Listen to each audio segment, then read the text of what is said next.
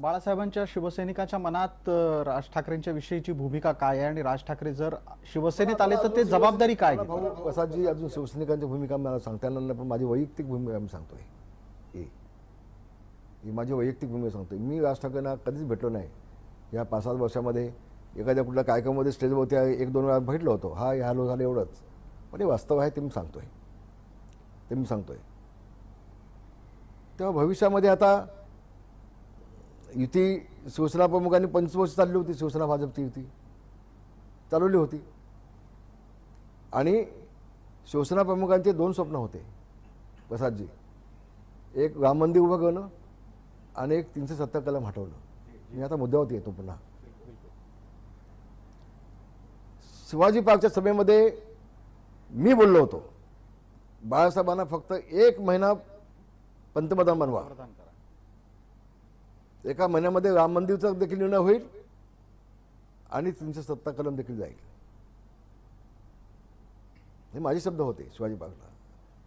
हे शिवसैनिकांच्या मनातलं स्वप्न नव्हतं, बाळासाहेबांच्या मनातलं स्वप्न होतं. हे यांचे बाळासाहेबांची दोन्ही स्वप्न आदरणीय देशाचे पंतप्रधान मोदीजींनी साकार केली.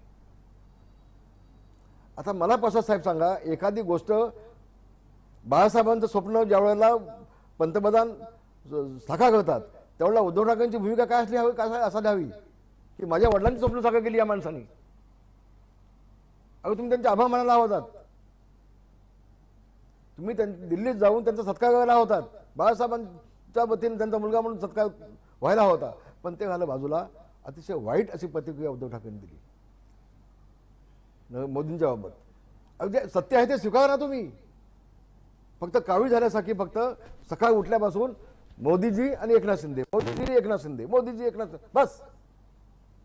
अहो त्या माणसानं संबंध जगामध्ये अर्थव्यवस्था 30वी होती, 5व्या नंबरला आणली. संबंध जगामध्ये अर्थव्यवस्था 5व्या नंबरवरती आपली आणली. अभिमानास्पद बाब आहे.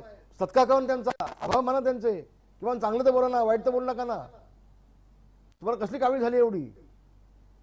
त्या माणसानं चंद्रावरती यान पाठवून संबंध जगामध्ये महाराष्ट्राचं नाव पुढे आणलं. जगामध्ये महाराष्ट्र देशाचं नाव, सॉरी महाराष्ट्र नाही देशाचं नाव. अहो तुम्ही आभार माना ना किमान त्या माणसाचं. आहे ते स्वीकारा ना तुम्ही. वास्तव जे आहे ते स्वीकारलं की नाही? नाही ना.